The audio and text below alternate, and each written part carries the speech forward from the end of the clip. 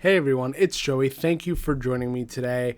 I'm a little bit recovering from a cold, so you might hear that extra nasally, but hopefully it doesn't get in the way of the review. I got out of the theater a couple hours ago from watching Beetlejuice, the latest Tim Burton movie.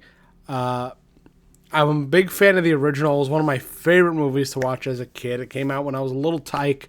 And this is the sequel many, many years later with some of the cast returning, some of the cast from the original one returning. Not a lot of them. But we got Michael Keaton back as the Juice, and the Juice indeed is loose in this one. But let's start from the beginning. Tim Burton came back to do this. There was a lot of ideas over the years about what they were going to do for a sequel to Beetlejuice. There was a whole thing a couple years ago, I remember them talking about it being in Hawaii or something like that. But I don't think that ever came to fruition. And there was there's an episode of the Beetlejuice animated series that I think kind of covers that idea a little bit. And I was a big fan of that show too when it was on a long time ago now. But Beetlejuice brings back Michael Keaton and brings back Winona Ryder, Katherine OHara. Those were kind of the main headliners that came back for this one, with the addition of Jenna Ortega and a couple of other key players, Justin Theroux, Monica Bellucci. We had a couple others show up throughout the film. So let's get into what this film was about. Was it any good? Some key takeaways here. So, the plot of this film is a little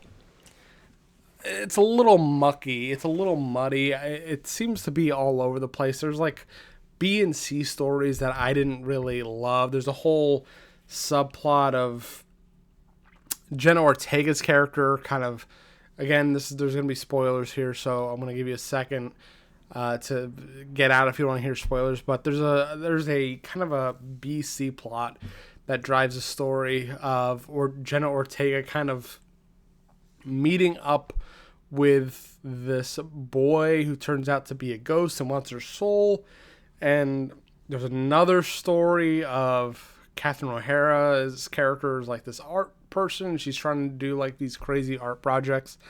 And then there's another thing with Beetlejuice and Monica Bellucci coming back, and she's like a soul sucker, and that's kind of an also there's a lot of like BC stories that this film is comprised of, and nothing super engaging, in my opinion. Nothing super engaging to really get us on board with whatever's happening in the story. It's kind of just thrusts us like 3 or 4 different kinds of stories for us to latch onto.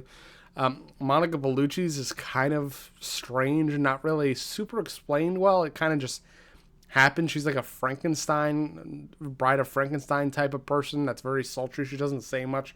She sucks the souls out of people. Apparently her and Beetlejuice were married at some point, but she sucked his soul out or poisoned him. That's how he ended up here. And now she wants him back for some reason. I didn't really get. I guess she didn't want to share him or something.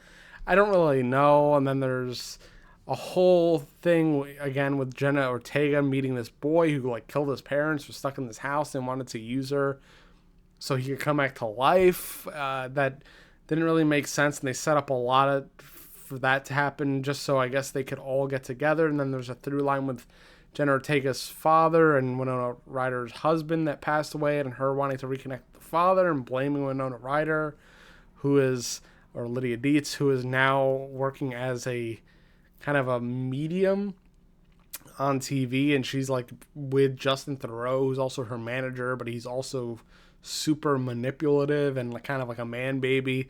So there's a lot of nonsense going on, and I don't think most of that nonsense really works. If you ask me, I mean, the moments you get with Michael Keaton as Beetlejuice are probably the most fun.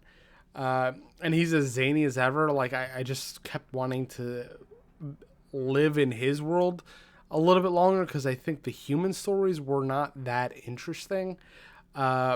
a lot of cool set pieces, a lot of cool, Danny Elfman did the score again. Hearing that score in the theater was a lot of fun. A lot of cool set pieces. Tim Burton brought a lot of that old school charm that he had in a lot of his older films back to this, but it feels almost a little, the film feels almost a little too clean and a little bit too, Hollywood, or kind of overproduced. It felt very much like, in a much better way. I don't mean to diminish how enjoyable Beetlejuice was, but it felt like the Monsters, the Rob Zombie Monsters movie that came out a couple years ago, that had similar vibes to that, where it was like goofy, but it was like a little bit too clean to really be effective. Even the gore and a lot of like the kind of the body horror ish kind of things are done as a gag, which again, similar to the first one, but it's almost done in a way where it's like almost too well lit and too clean and not gross enough. It's like almost like a sanitized version of Beetlejuice, which might not be a lot of people's cup of tea. A lot of the jokes, there was a lot of funny jokes, but most of them didn't land for me. Most of them felt very outdated or just like, like shoehorned in. It didn't feel like organic to where the story was. And the whole Monica Bellucci plot, she didn't really do much in this movie except kind of like look kind of sultry and be a little bit evil. You don't really feel the gravity of what she's trying to do. It's very much Scooby-Doo-ish kind of stuff going on. Like this movie doesn't know whether it wants to like pull it back and kind of be more reserved and over the top and cruel and gross as the original, or if it wants to be like over like a full-on comedy, cartoonish kind of thing. And I wrote this in my Letterboxd review that it feels like an episode of the animated series more than it feels like the original film in a lot of ways, because it's definitely leaning into the goofiness, and then they throw in these unneeded like little side stories that I don't think really add anything to the film, and you don't feel like there's a lot of stakes to what's going on like you do with the first one. You feel like, oh, this shit's going down in the first one. This she might end up being with this Beetlejuice guy. It makes you feel uncomfortable for a second, but in this one, it's kind of like a sort of a buddy cop for like 2 seconds. It's kind of all over the place, and my review's all over the place because the film's all over the place.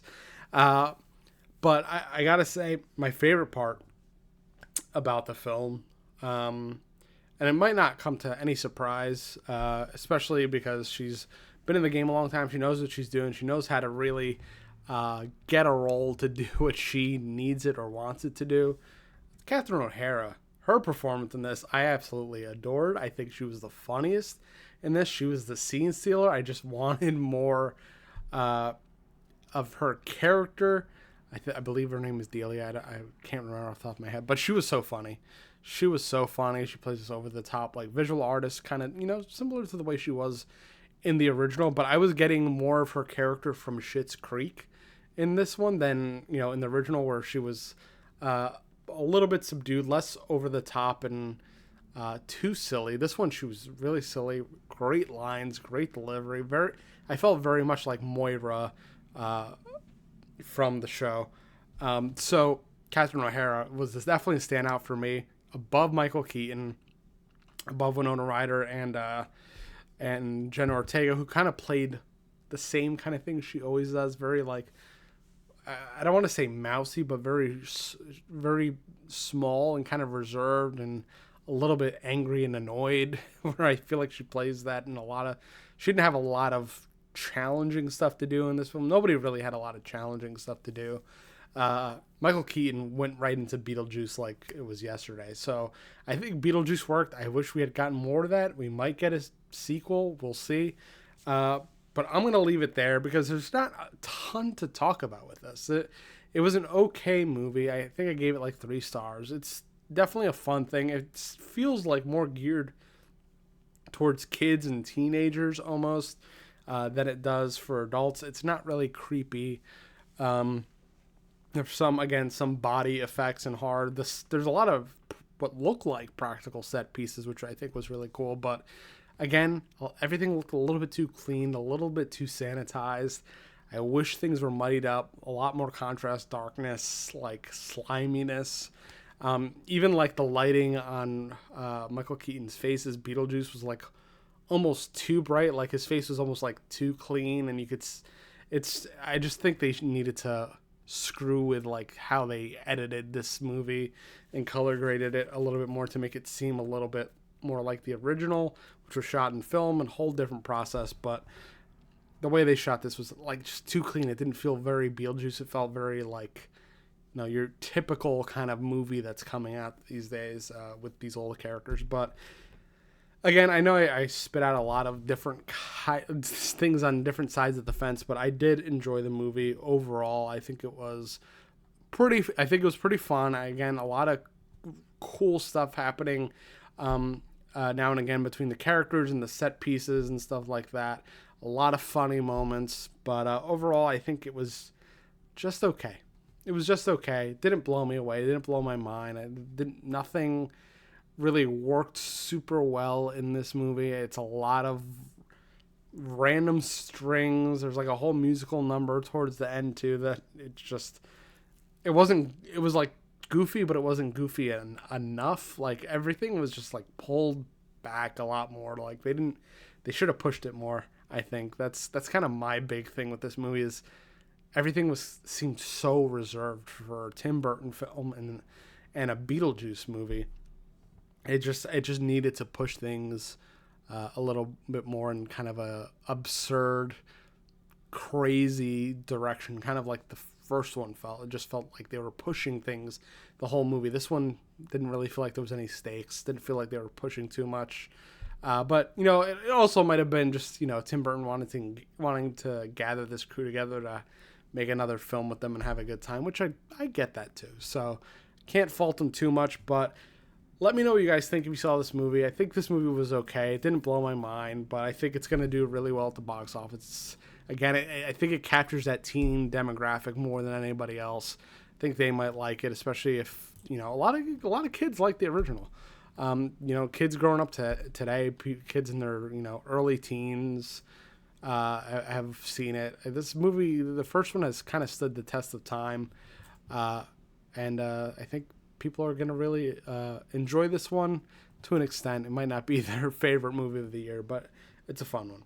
All right, thank you guys for watching. If you're new to the channel, subscribe, do the comment, like the video, please share it if you want somebody else to see or hear about the film. Sharing really helps a lot for the algo. But thank you guys for watching. Hope you tune into the next one, and see you soon. Later.